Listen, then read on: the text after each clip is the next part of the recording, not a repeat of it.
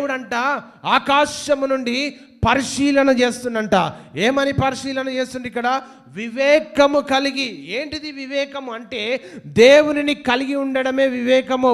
వివేకం అనగా దేవుని యందు భయభక్తులు కలిగి ఉండడమే వివేకము. వివేకం అనగా దేవుని కొరకు సాక్షి బిడ్డలుగా జీవించడమే వివేకము. వివేకం అనగా దేవుని కొరకు ఈ భూమి మీద బ్రతకడమే వివేకం. ఈ మధ్యాహ్న కాల సమయంలో నీ ఆత్మీయ స్థితి దేవునిలో వివేకము కలిగి దేవుని చిత్తానుసారంగా, దేవుని వాక్య ప్రకారంగా, దేవుని ఉద్దేశ ప్రకారంగా ఈరోజు నువ్వు బ్రతుకుతుంటున్నావా? నీ ఆత్మీయ స్థితి దేవునిలో ఏ విధంగా ఉంది? దేవుని వాక్యం చూస్తే ఇక్కడ వివేకము కలిగి దేవునిని వెతుకువారు కలరేమో అని దేవుడంట ఆకాశము నుంచి నిన్ను చూస్తుండంట. ఎవరిని చూస్తుండు దేవుడు?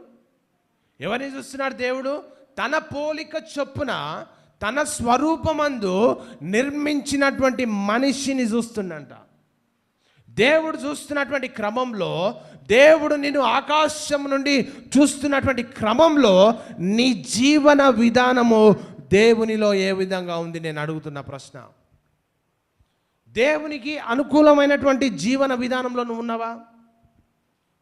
దేవుడు ఆయన పోలిక చొప్పున నిన్ను నిర్మిస్తే, మానవులను నిర్మిస్తే, మానవులు ఏం చేస్తున్నారు? అక్రమాలు చేస్తున్నారు. మానవులు ఏం చేస్తున్నారు? మోసం చేస్తున్నారు. మానవులు ఏం చేస్తున్నారు?